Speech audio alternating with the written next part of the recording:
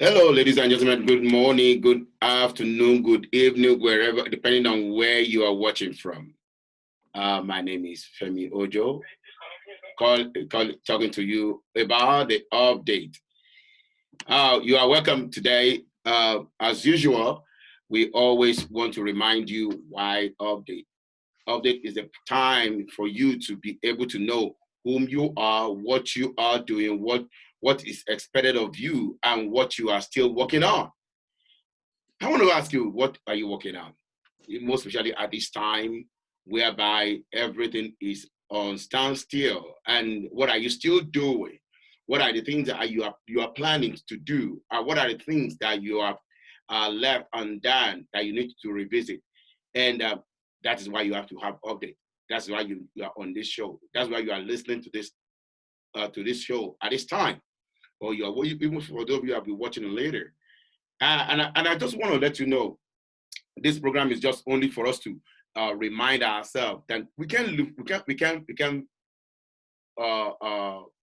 give up on what you are doing, but it's just a way for you to think about what you are doing and how you can do what you are doing in a better way. And the moment you just get that straightened, you will see that the next time you move out, you will see that everything will begin to roll out very well. Because wherever you get updated, all what to do next is to press the reset button. When you press your reset button, everything about you becomes so easy and you begin to run smoothly.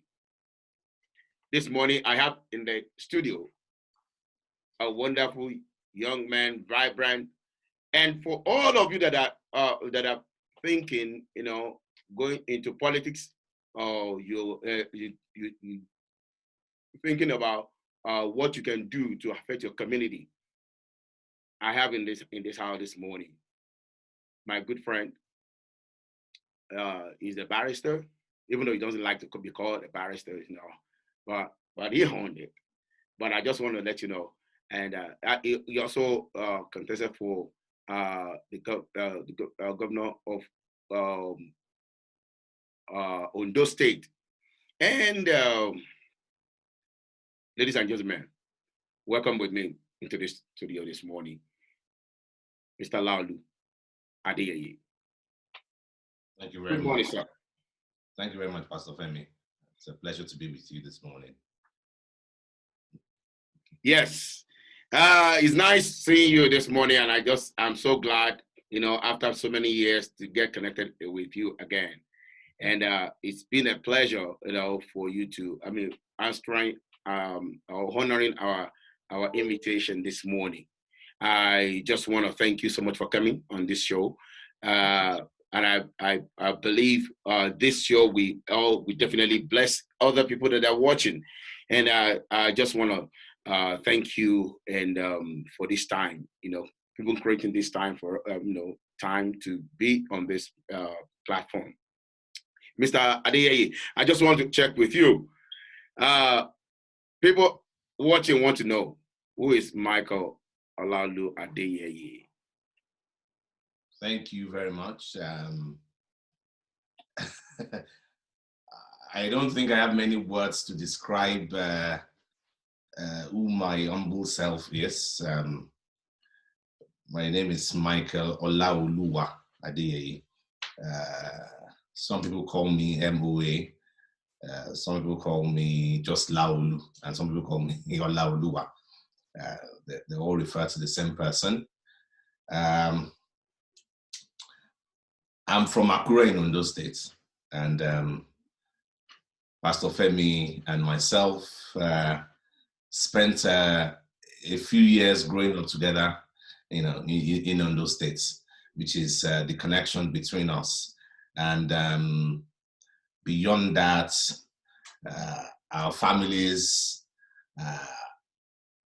are pretty much integrated, if I can put it that way. Pastor Femi is my brother. And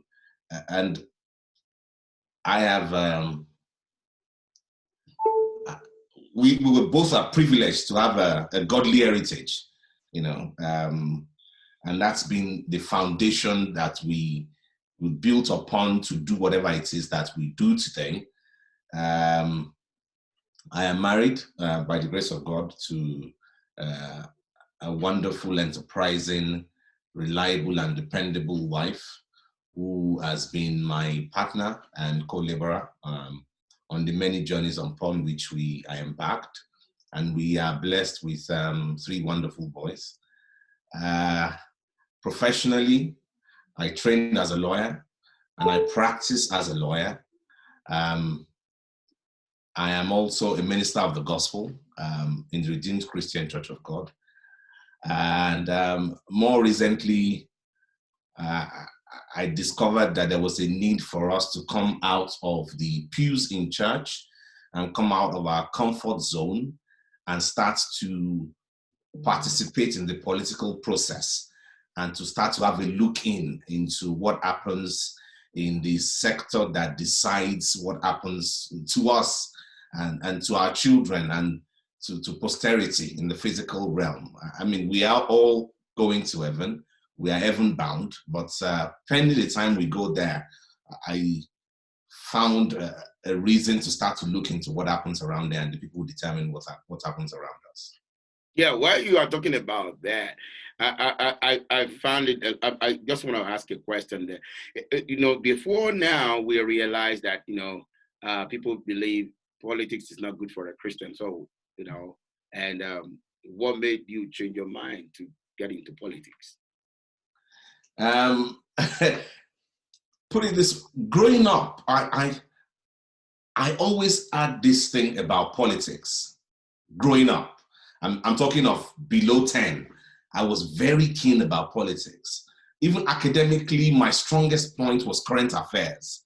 So I always had this interest in politics and political leadership and knowing who the political leaders were. I was the kind of child, you could say, in primary school, who could name the 19 governors. And then when the states became 25, I could name the 25 governors and so on and so forth. And I remember when I started to watch CNN, I used to just devour the news nonstop. And I remember a competition I put myself forward to. I could name 50 presenters and reporters on CNN just off the top of my head. So that's how I grew up. Now, fast forward to how I got into active, semi-active politics. It's not something I intended to get into. I started about 5 years ago at that point, but there were circumstances that played around and things were said in a space where I was, like there were no qualified people, and I challenged it. Pastor Femi knows me a little bit. I'm one that does not run away from a challenge. I like to take on a challenge, and I said, look, I'm not very experienced in it. I've never held public office, but I tick all the boxes. I'm educated. I'm of age. Who says that a 30-something-year-old, at that point I was 39, I wasn't even 40. Who says that a young man can't run for this office? And so that's how it began. And that's how the journey went. And more recently, I started to study the scriptures. And you will see in 1 Samuel, when King Saul was chosen by God to rule the children of Israel. Before that time, politics and ministry were united in the ministry of Samuel. He was a judge over the people, and he was also the ruler of the people. But the people became very adamant and difficult, and they wanted to copy the people around them. And they went to the prophet and said, find us a king, put a king over us. And that was how God chose Saul. So from time immemorial, God has not only been interested in theological and spiritual leadership, God has also always been interested in political leadership. Because as you study the scripture in the Old Testament, he appointed a judge after judge after judge over his people. And I think one of the problems we have in the world, with the problems we're experiencing right now, and the challenges we face, and this is global, from the United States down to Europe and to Nigeria and the rest of Africa, there's the absence of leaders who have the heart and the fear of God. And if we continue to stay back, the scripture is very clear. When the righteous rule, the people rejoice. Mm-hmm. We can no longer stay back. We all have to do our bits. Now, we may not all run for office. We may not all be donors or contributors to the political process, but our bits we must do. Yes. Register to vote. Mm-hmm. If the Lord helps you to take the further step, which I encourage very strongly, be a member of a political party. Mm. Church membership and political membership are almost as important, on the same level. Mm-hmm. Don't be a spectator in the process. Be a participant. Be a stakeholder. So that when your children look at you and ask you, Daddy, Mommy, 20 years ago, 30 years ago, where were you when this event happened? Did you get a chance to influence what happened in choosing our next president, in choosing our next governor? Did you vote? Did you participate? So that you'll be able to respond. And not only just to respond to your children, but to actually do what is right by the future generation. So that the decay that we are witnessing today does not perpetuate into the future. That is why we must participate. And that's my conviction. Wow. You see, that as you are talking about that, I remember back in those days when I think when they were doing all this Akintola, all this Akintola, Awolowo, all those who were doing those times, it is just a must that you must vote. Because why? That's at that time they use the ballot even when the school starts. The parent has to come with a card and say, okay, yes, either you do or you don't do. Tax became something more important at that time because they can actually trace it as at that time to some certain level of degree, because either when you go back to school or your children want to enroll back in school, they ask, okay, where's the slip of you paying your tax that you paid already. Mm. So the parents as at that time, they were more committed to working and doing the right thing during that time. But as we continue in the system, I realize it's like there is no room for young people to rule or to be to participate in Nigerian politics. What do you think about that? That's my opinion, because now I'm here. You are there. You know more about, but the way it looked to us is like there is no room. There's two questions on that, but let me just first of all say, number one, there's no room for young to rule in Nigeria. There is no room for young to rule in Nigeria. So what do you think about that? Thank you very much, Pastor Femi. You are absolutely right. It is an uphill task for a young person to actively participate in politics as it stands in Nigeria.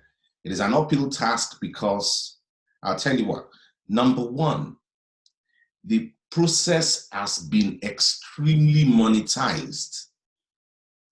Yes. That young people can scarcely put the level of resources together to challenge the status quo. That is number one.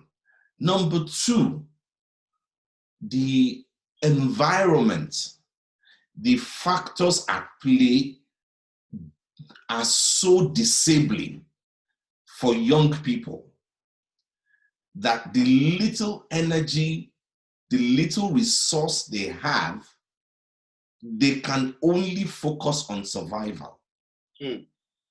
And this is a consequence of the perpetual bad leadership we have experienced. I'll give you a practical example. In my own house, there is no pipe-borne water. So I have a tanker deliver water to me every 10 to 14 days. And that's not free. I pay for it. I have several generators. I have big diesel generators that I have to fuel with diesel. Healthcare, in order to ensure that my family gets the best quality healthcare, costs me a fortune. So tell me how a young person with a young growing family, having to face all of those challenges, would have the several millions of naira needed for politics available. It is almost impossible. Now, there are some examples that we have seen. Young people have sometimes come onto the scene and been successful, either through sheer hard work. There's a young man in my state who is in the House of Rep at the moment, and I totally respect what he achieved because he was committed to the cause full-time for many, many years. In fact, he was a foot soldier himself, going from door to door and just hitting it hard. But again, that becomes a problem when the only participants in politics, which is what we have today, are career politicians. They don't have any enterprise. They don't have a career. Literally, they just do the 4-year cycle. They run this political cycle, then they wait for another 4 years and run it again. And in the process, they pick up some change here and there on which they survive, or they pick up favors along the way. But they don't, because they are not engaged in the secular space, they don't develop that depth which you need to be able to come up with solutions, to be able to bring value to the people. If you are busy having political meetings, 80% of your time, you are not going to have value to add to the people. I can tell you that for a fact. Yeah. Because I have sat in such meetings and listened to people. And I have left meetings depressed. And I'm wondering, what am I doing with these people? But again, it's a part of the process. You have to play the game. You have to sit with these people. And you have to hear what they have to say. You have to know how they think in order to be able to then carve a niche and a path for yourself. So I would say to young people, it's difficult, but we can't give up because we have more at stake. I'll give you an example. In my state currently, we have elections in a few months. In fact, the primary elections of my party will come up in about 6 weeks. And I can tell you that the gladiators who are the top of the race, the top 4 contenders, average age is between 63 and 72. Okay. Now, why you are saying that? Why you are saying that? Now, my question is this. All right. What is the future of the state? Now, get it right. Let me cast your mind back a little bit. Because as I'm walking, I sat down and I look at it. Back in those days, remember, Ondo State, before Ekiti State came out of it, Ondo State has 9 unity schools, right? Where I may not be able to say much, but you will be able to tell me more. Back at the time you went to school, and right now, what has happened to those schools? What has changed in those schools? Because I still remember, I still connected with some of my colleagues, and they said, well, in our schools, that there is nothing, it's even worse. Are you getting what I'm saying now? I remember what is this school that is one old school in Akure that just got demolished, something like that. I don't know. I can't.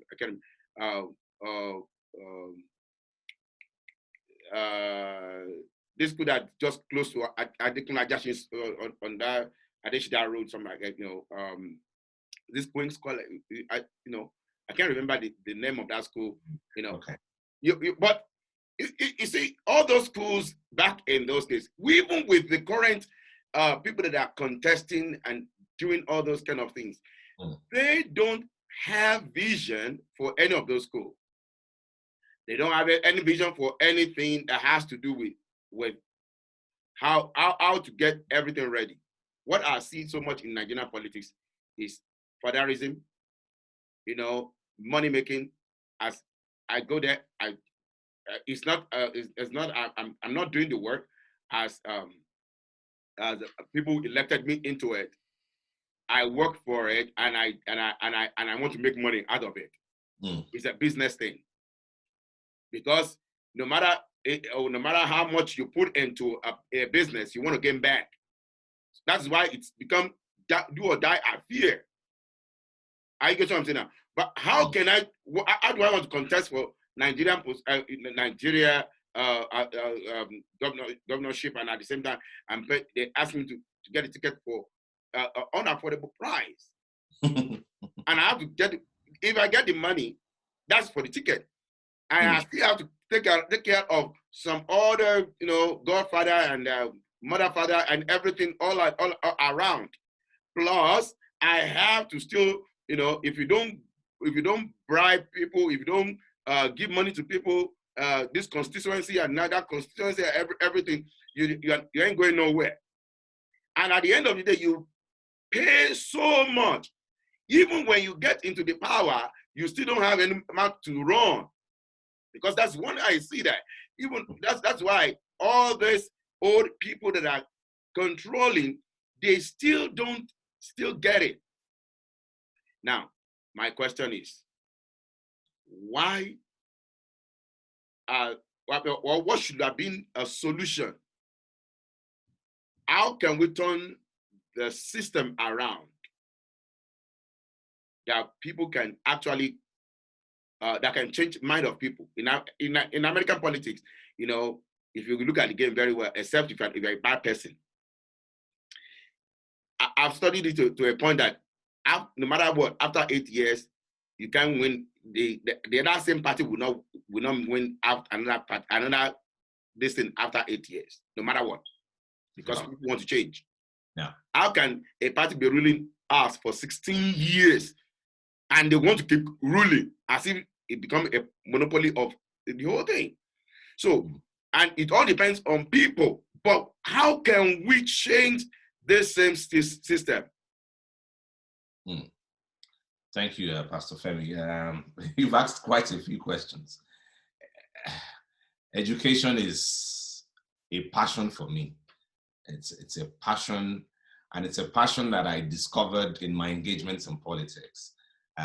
So I've actually taken time to study the educational sector in Ondo State, and the conclusion is very pathetic. The schools to which you refer, the unity schools,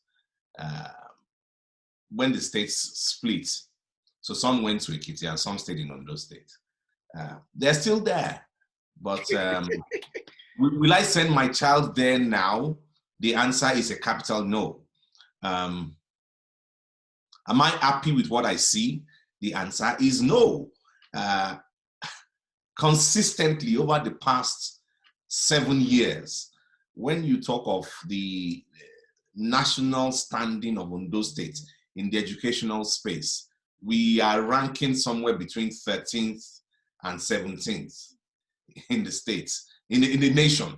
And that just starts to give you a glimpse into how far back we have dropped. And we undertook a survey of the qualification of teachers in Ondo State, just a snapshot to see how qualified the teachers were. And the results were shocking again.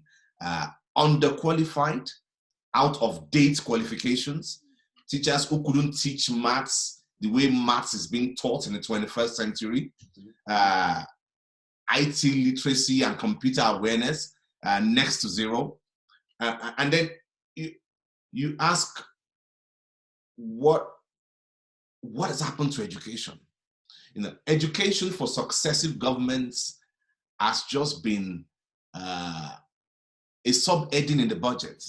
It's a sub-heading in the budget, and it should get somewhere between 3.5 and 4.5% of the budget every year. The budget of the states for this current year is about 190 billion.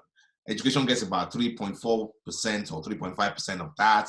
And then they get some other monies that comes directly from the World Bank into the Primary School Education Board, and that supplements whatever the state government is put into it. So it's not being prioritized. So you're trying to build a house and you are not prioritizing your foundation. What do you want to build? I went on the record sometime last year when one of the new state governors in Oyo State, His Excellency Governor Femi Ojo, committed to spending a minimum of 10%. No other state in Nigeria. A minimum of 10% of the annual budget of Oyo State on education.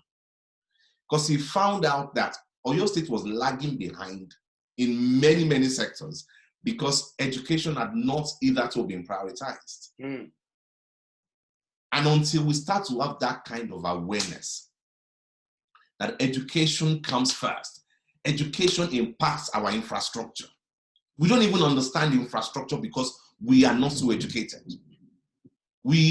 Nigeria has been captioned as the headquarters of illiteracy in the world. Education is not just about learning how to read. Education teaches civility.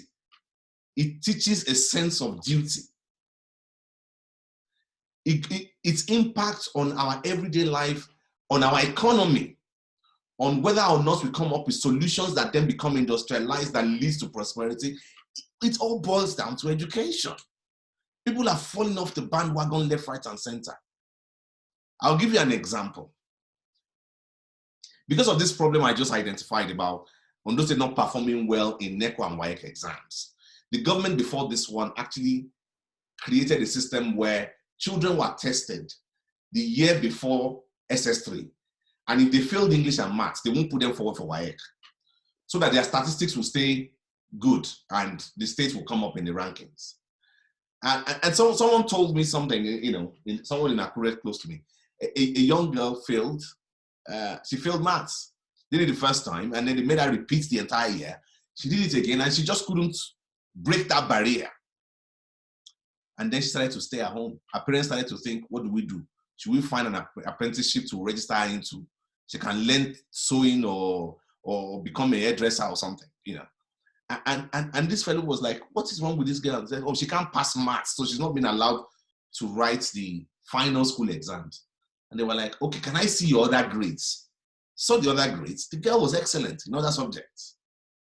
Long and short of it is they put her in a private school, contributed some money, put her through private education. She passed excellently. I think she's almost graduated now. She's studying law at one of the top federal universities. So her gifting was not in the area of mathematics, but because a state was so desperate to get its rankings up, they were going to waste a life. And that girl that had been condemned is now going to be a lawyer because God smiled on her and sent Samaritans away. So there's a lot we can do with education, and the sooner we realize that if we don't do it right now today, the decline we have witnessed, that you and I have seen since when we were young till now, if it continues and it's not stopped, I don't know if there will be anything left for our children. That's the truth. Let me ask you this. Now, with the worst statistics, we realize that, Nigerians are doing well outside Nigeria when it comes to studying and everything.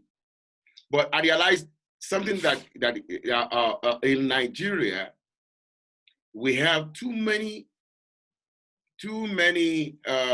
or should I say, private school has taken the place, the actual place of the public school. So saying I'm going to public school right now it's just like nothing. Yeah. Mm. Meanwhile, here or in other countries, overseas, we realize that public school is it has a very huge standard. So if you are going to private school is just like where because the private school have to meet up to the state. Mm. So it's not about everybody developing their own curriculum. Plus, you're gonna be paying more with a private school compared to going to public school. Mm. But in Nigeria, private school has become a substitute school, which I would say even primary form of education is in Nigeria compared to any of these public schools. What can the government do to regularize this? Mm. Mm. Mm. I just want to know how can we balance it out? Because remember, everybody have money to go to private school as well. Because it's a place that I want to touch, because. But let's just follow or deal with it.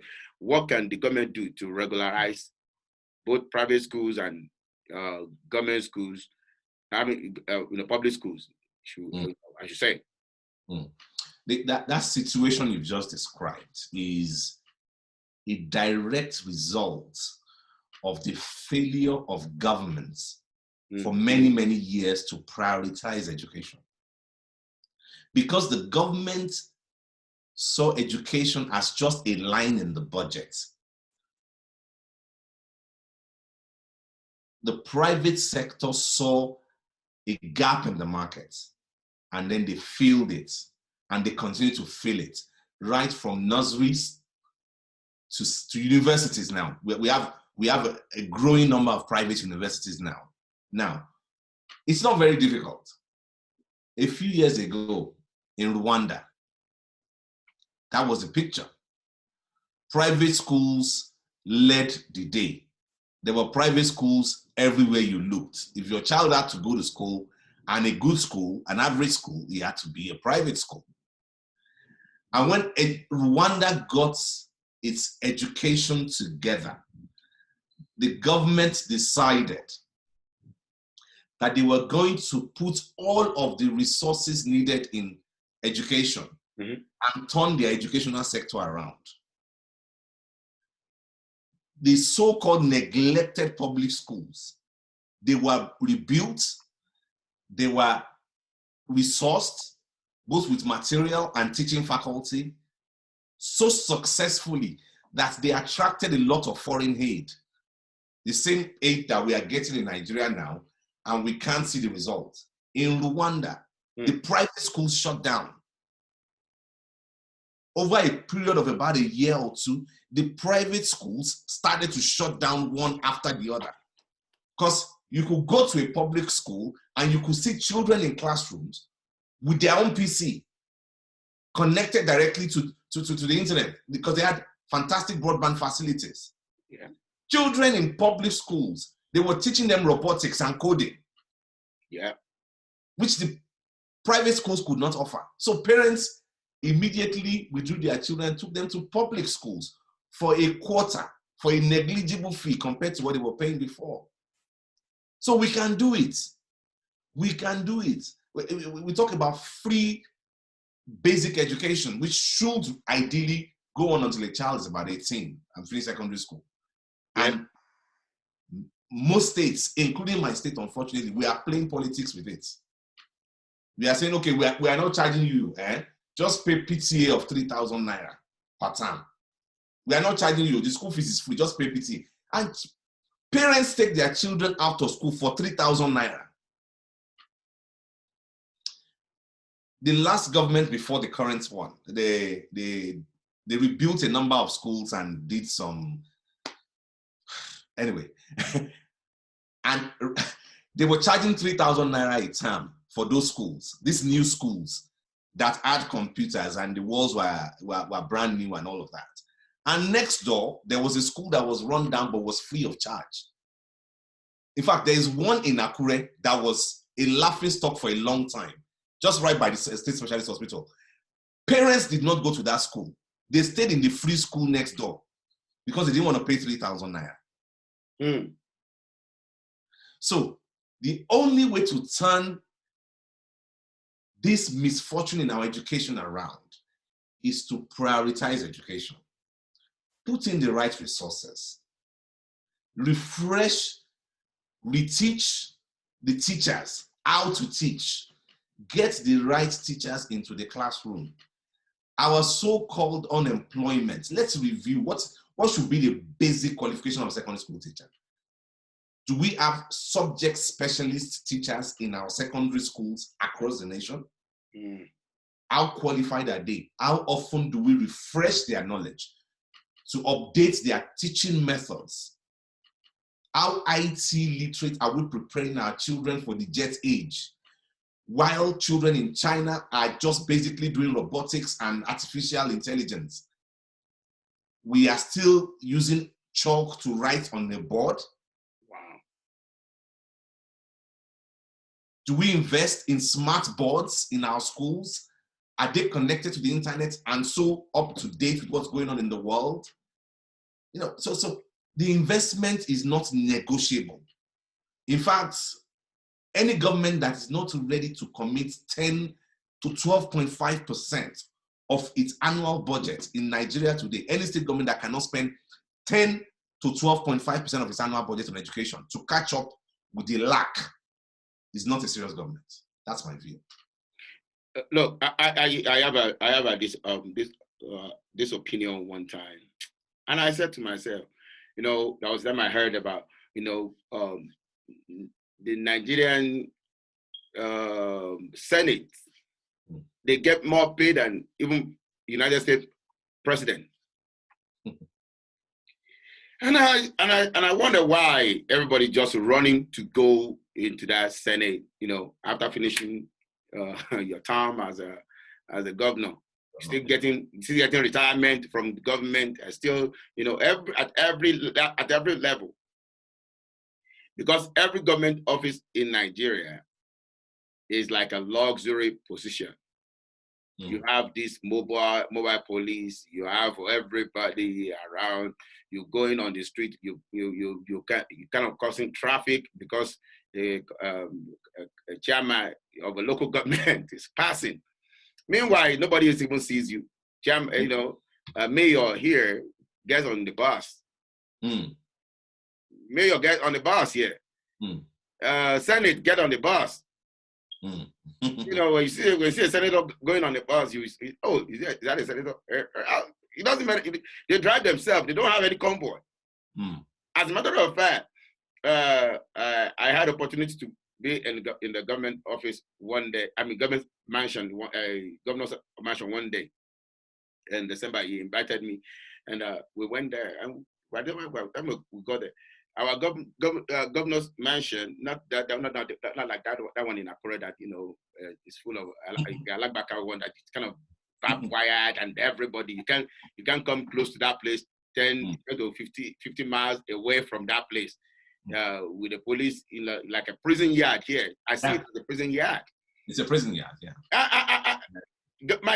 Our governor mansion here is within the house, within the community. It took me a time to Google where's the governor's house here. Now it's the governor's mansion. Before I find, I've been passing the place all this while. No, you can't see police there. You can't see any, except for the flag that you see in front. And we went there. As a matter of fact, governor's house, student can take a tour to the place. They will allow you. Now, I was wondering in my heart. I said, listen, if I happen to be, let me just say, let me even start from be a local government chairman or representative of my constituency, you know, in the state. I know the allowance will come there. And I said, what do they use their allowances for? Except for buying cars, buying all this mansion, taking the expensive luxurious stuff. How can a governor finish a term and yet the people in your state, even your hometown, did not see anything good out of you. Not talk of a president. That the road to your house is still not high. The road to the community is still not high. I said, if I have every politician in Nigeria should think about 4 things, or two or 3 things that you want to build in Nigeria. Number 1, I will revisit the prison yard. Why? Because you want to, everybody that's not doing the right thing, they need to go to prison. They need to go to prison for that. So not the way the prison is here. I mean, it's Nigeria. That's just kind of abuse. I see that as abuse. There are ways. Anything you want to do it rightly. Let's go to the school. At least every one of them have been to schools before. And what is the school? Even if you don't just go to the school that you graduated from, starting from your primary to tertiary institution, if you go to that one and take care of those people, they will never forget you. That's not even using government money. If they are paying them the way they say they're paying them, how much money do you need? I get what I'm saying now. So if you start using some of your funds, and I said to you, if you can do that before the first 4 years finished, you don't have to struggle. As a matter of fact, you don't need Godfather to run second term if you want to do that, because your work actually, if they lose you, the whole community know that they lost somebody. Your name will continue to be in the record. That's my own. So, but my question is just this: what are the things, or in which area can you get into politics with less of fatherism? I know we need handout from them, but at the same time, they don't have to rule or control everything that you have. Or otherwise, no matter how good you think you are, you will lose your credibility when you get into the place. I get what I'm saying now. I've seen young people in Senate, people, that you even people that study abroad, that you would think that when they get back to Nigeria, they will use that same method and still do the same thing, But I see that I may be wrong. To us, we see that it's like there are cabals or there are people in there that hold their hands the moment they give them the platform, but you can't do anything. We rule, we dictate what we. So what can we do in that manner? Or how can we break that barrier? Yeah, it goes back to my earlier point. It's the monetization of the process. Then how can we curb the monetization of because you can't continue to bribe people. You won't be able to sell. You won't be able to sell yourself. This is the point. We have to commit to reverse this monetization bondage. It is that monetization bondage that elected representatives are in that makes them go into the Senate, into the House of Rep, and every resource they can lay their hands on, they have to bring it back to block the holes that they created when they were trying to get into the office. They've taken favors, they've taken loans. Someone that I know went to office, put his house as collateral to get a loan from the bank. And when he was successful to get into office, the first 6 months, every dime that was coming his way, nothing was going into any community project. He was paying back the loan. Wow. So those are the issues. We need to come to a place where the electorate stop accepting and demanding. When you're running for office, the electorate have different levels of demand and expectation of you. By the time you bring a trailer load of rice, as of today, rice is between 25 and 30,000 naira a bag, and you bring a trailer load of rice at 30,000 naira per bag. That is millions and millions of naira. So we need to stop that monetization from the electorate side, to stop demanding and stop receiving. People who are running for office need to stop giving as well. I'm not saying it's going to stop in one day, but we have to start that journey and start to move away from that thing that is causing us problems. And one of the ways that we can stop it is by joining political parties. And let me just quickly break it down, because I know we don't have a lot of time. You see, in every political party, the most important engine of a political party is the ward. It is at the ward level that a party really exists. At the ward level, in my party, for instance, there are 26 members of an exco, and it is the same in every ward. In Ondo State, we have 203 wards. There are 26 members of the exco. Out of the 26, 13 of them are designated as voting delegates for state elections. So no matter what comes, they are going to be choosing who will fly the flag of the party at the elections. Okay. So are you a member of the ESCO? Am I a member of the ESCO? We are not. Are my friends who went to Femi Ojo University with me, are they members of the ESCO? They are not. So they who are the people in the ESCO then? I'm coming there.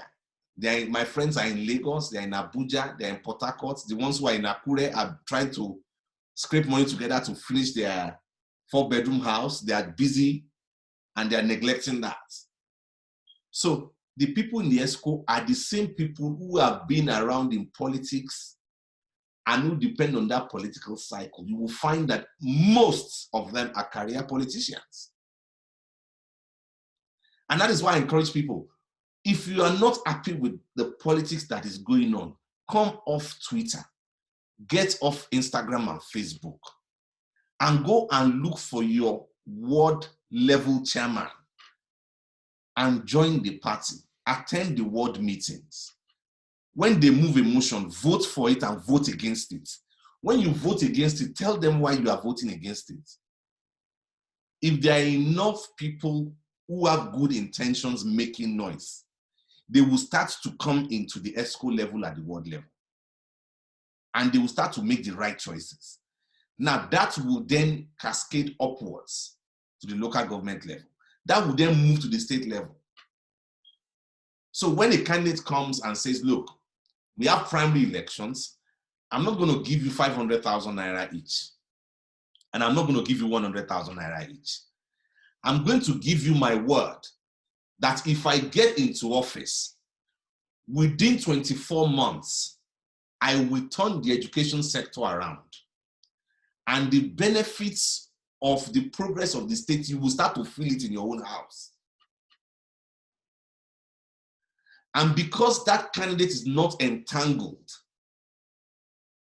by loans and monetary favors to undertake the process, that candidate will then be able to focus on the job at hand and deliver it. Because they're not making returns to anybody. They'll be able to work objectively. And until we get to that point where our electoral laws are so transparent that donations are capped, you have to be transparent about the financing of the average successful governorship election in Nigeria. The flaw of it, I'm talking of the absolute minimum, a man that has goodwill, largely accepted and desired by the people. The flaw of it is 1 billion naira. Wow.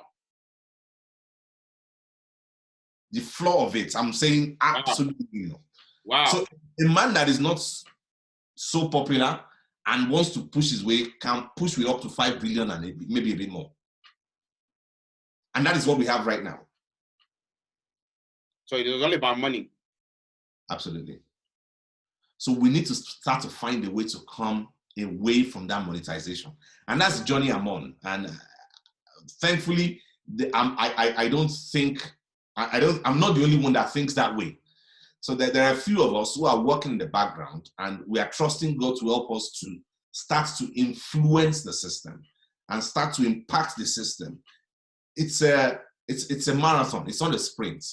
It's not going to be a journey of, in a year or two you see results. It might take a bit of time, but we believe what we are working towards is to see a transition from this phase over the next 1 or 2 election cycles, where we start to have a voice. And the day you start to see a politician arrive with a load of rice, and the people say, lock your trailer and take your rice away, what do you really want to do for us? Then maybe we'll have started to record some success. And then maybe government will start to work. Yeah, because I realize I know Nigeria, every election like this, everybody get rice, money, and everything. But no matter how much you try to tell them, it's like we are being enslaved by what they give them at that moment. So if you don't give,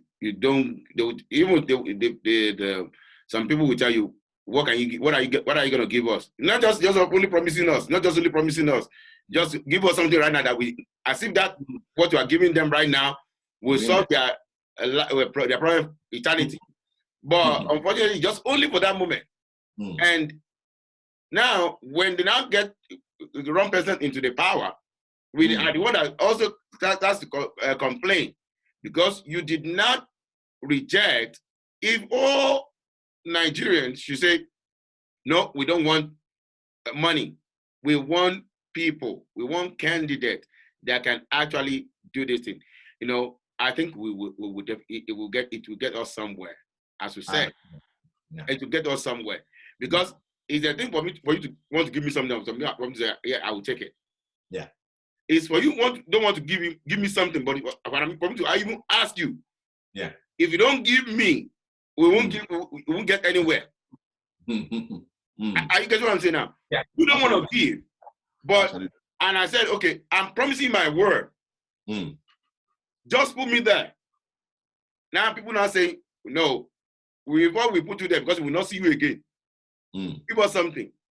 Whatever you give them right now, we only saw the moment thing, not lasting thing, because it's like people are now put the government. I mean, the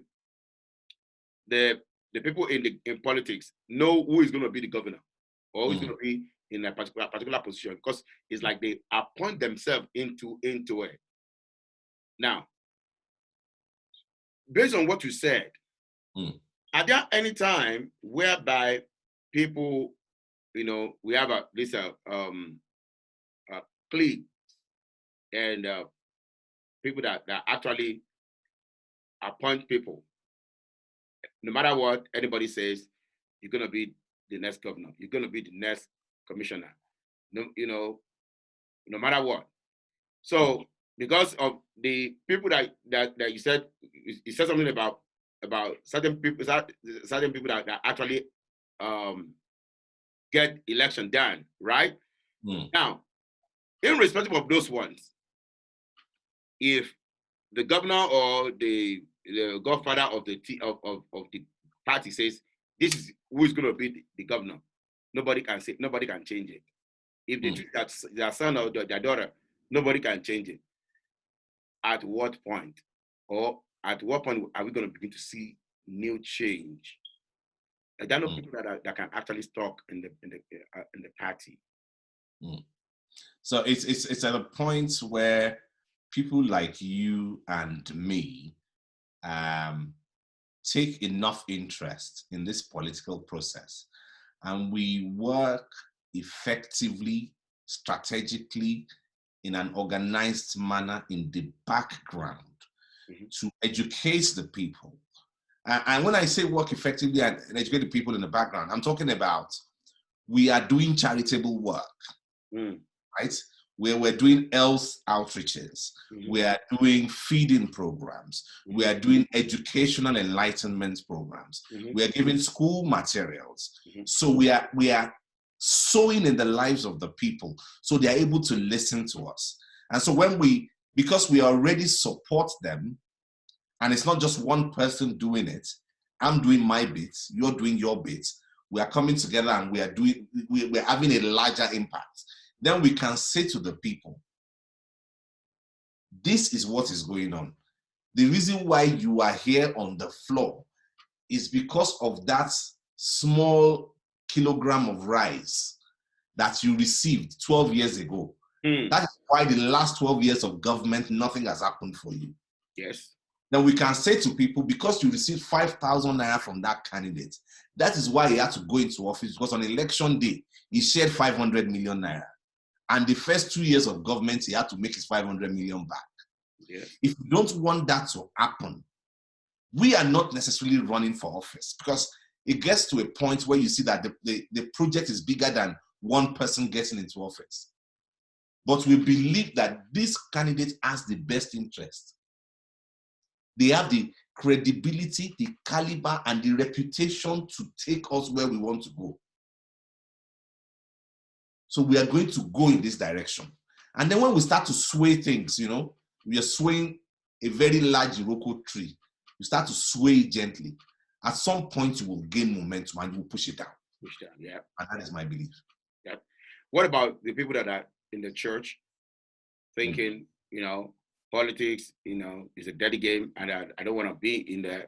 Is probably a conflict of interest with my belief and everything, and people come under the church who are not actually strong.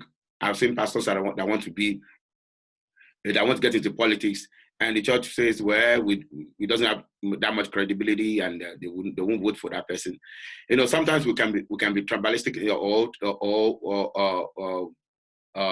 put our religions into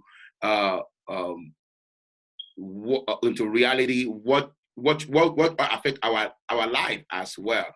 So what will you say to the church and about politics? Now Nigeria has a lot of, most especially in the West side, we have a huge crowd of people in the church, but yet we have less. West, as a matter of fact, has less voice in politics. I'm saying to the church, because as you well know, one of my humble claim to fame in my state is that I will take a stand, and I know that the church will stand behind me in Ondo State. Not just the church in which we worship, the RCCG, but the body of Christ generally, because by the grace of God, of the reputation and the heritage that we bring to the table. And God has also helped us to build on that heritage and not spoil the name. I would say to the church, we cannot continue to fold our arms. I mean, look at what is going on now. COVID-19 lockdown. The church did not lock itself down. It's politics that locked the church down. Yes. So it's politics that decides whether you can build your church where you want to build it, or you are not allowed to build your church building that you have been dreaming about. Yes. So why do you want to surrender control of your future, of your reach, to people who don't fear God? We have a duty, and thankfully, our father in the Lord, Pastor Adeyeye, has encouraged us not only to get our voters' cards, but to also participate in politics where we feel there's a space for us to actively participate. The church doesn't share about politics from the pulpit, but I, for one, I have enjoyed tremendous support from my network, which is largely the church, and I have challenged people in the political space to show me their own structure, because my own structure is in every local government and every town. I can worship in any parish of my church, and my people are there and they will welcome me. And we need to start to make that reach, that number. We need to start to make it count by taking a stand for that which is right.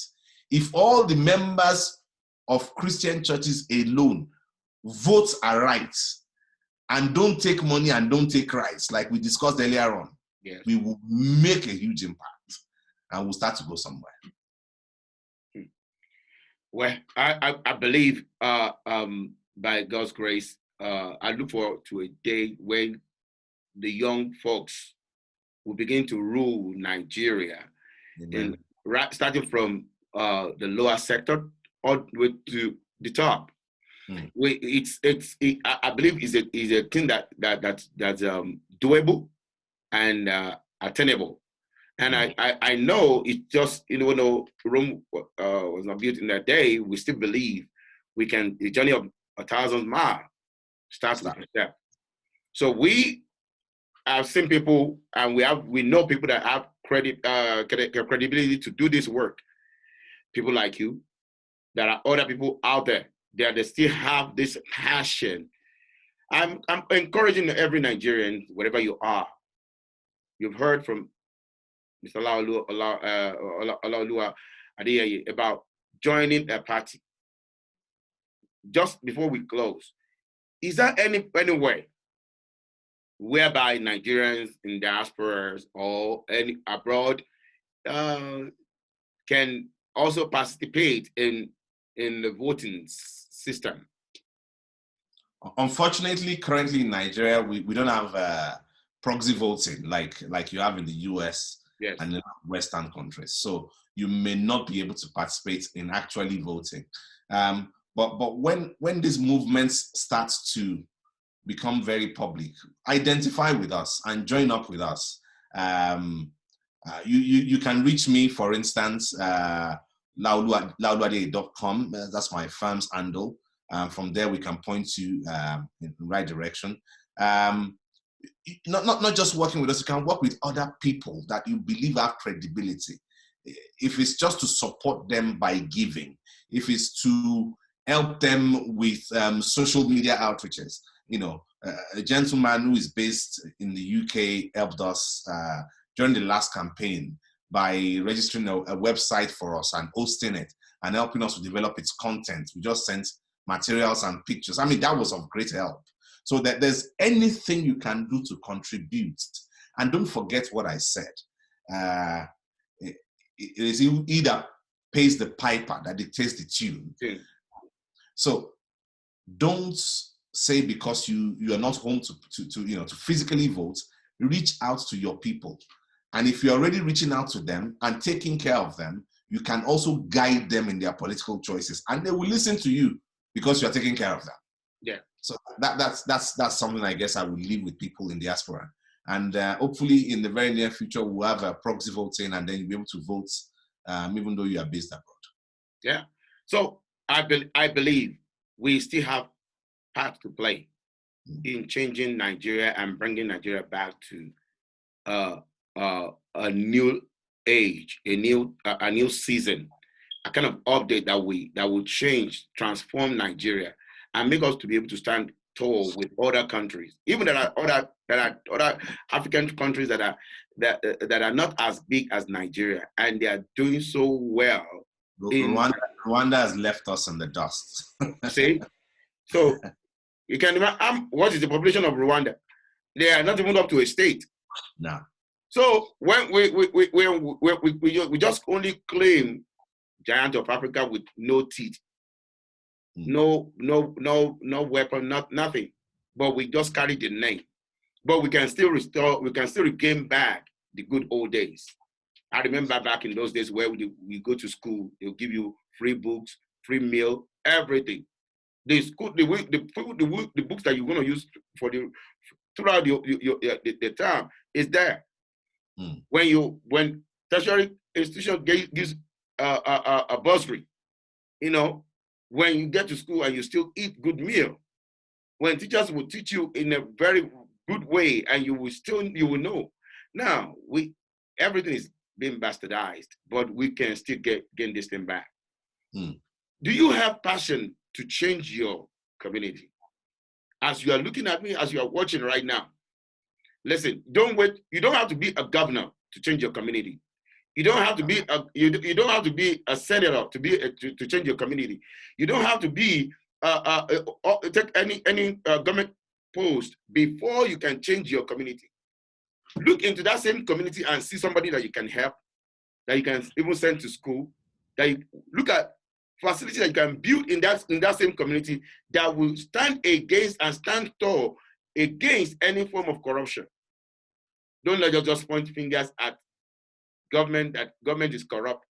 But are you also doing the right thing in not accepting corruption in your little, organization, in the church, in our business, in the business area, in our market, in every little thing that you want to do? It's not about, if you rub my back, I will rub your back. If you don't put something on the floor, you won't get something. If you don't go to this school or you don't pass my course, the only way to graduate from school is by sleeping with you. If you stop with all those kind of things, then we know that we are ready for a change in Nigeria. Not just about people that have dreams and big hope. We can make this work faster and achieve these goals quickly by you changing your lifestyle, changing the way you do things, changing the way everybody's doing things. And as we change, starting from you, it will go round. And when politics come around, they will see that everything is getting better. So they don't have to pay money to anybody to get into office. And they don't, the electoral, they don't have to do too much stuff to get them into office as well. They don't have to strain themselves. Then we can say we are achieving what we plan to have. I want to thank Mr. Laolu Adeyeye, also a minister of the gospel. And I just want to thank you so much for coming on this show. And I just said, thank you so much. I really appreciate you. We've gained a lot from you this morning. And I hope one day, even, you will still stand to achieve that dream. I want to see you in that government office, government house one day. I remember, there was a time with, I think maybe during the Olumilua's time, who is late now. We were together in Olumilua's governor's mansion one time, and I look forward to see you there. And God will make a way and make it happen.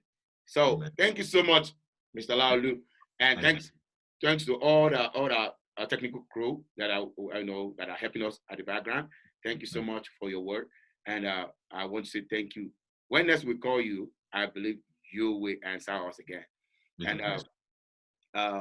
we pray that God will guide you in all your endeavors. In Jesus' name, thank you so much, and my regards to your family. God bless you. Thank you. God bless you, sir. Bye.